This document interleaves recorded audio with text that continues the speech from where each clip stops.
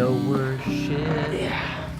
Thanks for watching the Daily Drift.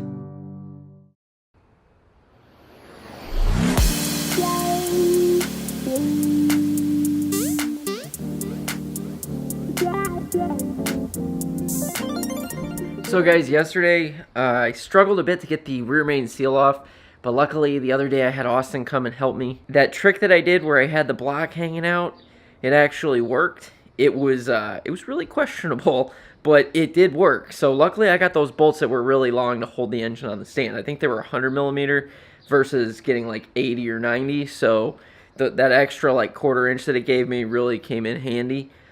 So I was able to get this sucker off with it on the stand. So now we're going to replace this seal. That way we can finish getting the oil pan on.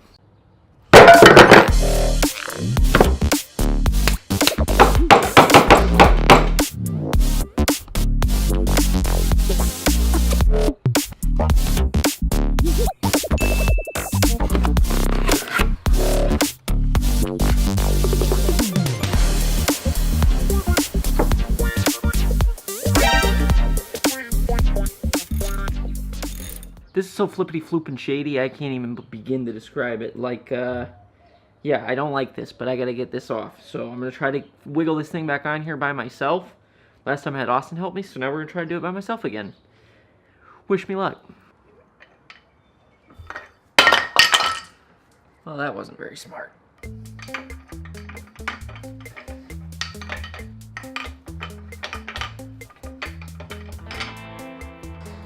I can lift this. I can't manipulate that.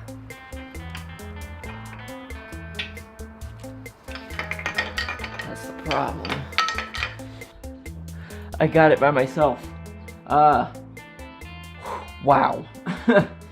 Yeah, don't do this at home. This is very dangerous. So I'm gonna tighten these bolts up real quick and then we can get the seal on there.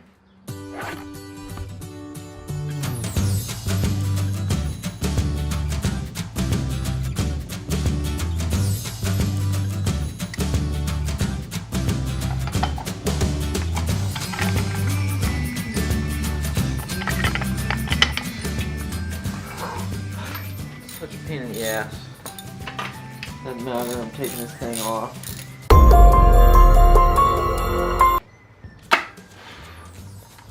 Holy shit. Talk about a pain in the ass. So don't forget to put this on because this is the only way that seal's going on properly. Fuck.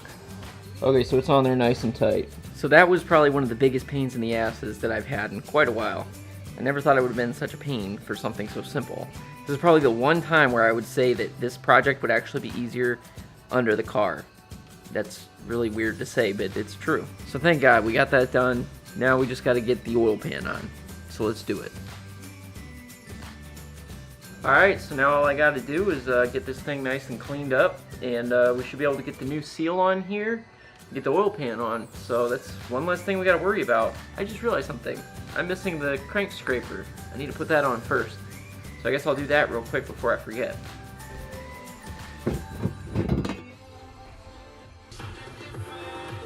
Alright, so I cleaned this up a little bit. It's not perfect, but it'll work.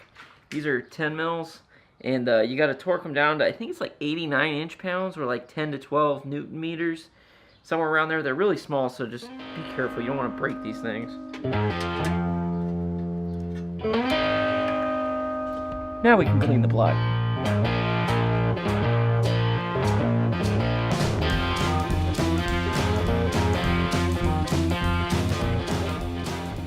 That's not good. I just discovered it looks like there's a broken stud in here.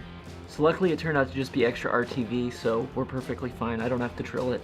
Thank God. So I was going to be putting on the oil pan thing, but I went to go pull out the oil pan gasket, and I found this. That's a really bent, screwed up, brand new head gasket. It's not supposed to look like that. The box ECS Tuning gave me came in and it was all folded up, and I wasn't even thinking to look. I just thought, oh, it's fine. I didn't realize my head gasket was sitting in it. So it's screwed, so I had to order another one. It's just how things go sometimes, but I gotta remember we can do it. So now I'm gonna grab what I actually came here for. Mr. Oil Pan. So that's the part number.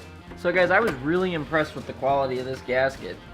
It's actually really nice. It's metal, and it's got like this like rubber stuff on it. I don't know if this is like an OEM gasket, but it was only like 10 bucks. That's like a really good deal for something like this. So yeah, I'm gonna reuse this sucker. Actually, I just remembered I gotta put the pickup tube on. I'll do that real quick. Yeah, so the bracket that holds the oil suction pump, or whatever you want to call it, the little thing that goes from the oil pump, it's not in here. It's nowhere to be found. I looked in all the spare parts that I got when I bought the engine. The guy evidently took it off when he did the front sump conversion, and I couldn't find the part number for this thing for the life of me. It took me like the past 2 hours of just searching. I've been scrambling because I'm trying to get this stuff shipped because I know it's going to have to be shipped. And I found it, fortunately. I'll put the part number somewhere on screen here, so that way you don't have to search like I did if you have this problem, which I don't think you will because it's a very rare problem. I don't know what it is, but I always tend to have this happen where it'll be like one little part or one little piece will be missing, and then now here we are waiting on parts again. That's honestly the thing that's slowed this build down so much, has been literally just waiting on parts. I thought I had everything, I thought I was good, and then yeah, nothing. Head gasket's busted. This piece that's missing that I never would have even thought about, like I don't know. It's just one of those things. You win some, you'll lose some. I paid for expedited shipping, so hopefully I'll get this stuff in quick and I'll be able to get back to work really fast.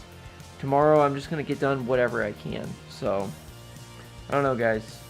I need a little bit of luck here. Maybe we'll get lucky and the UPS gods will ship really fast for us, but other than that, this is all I'm getting done today because I'm just beat.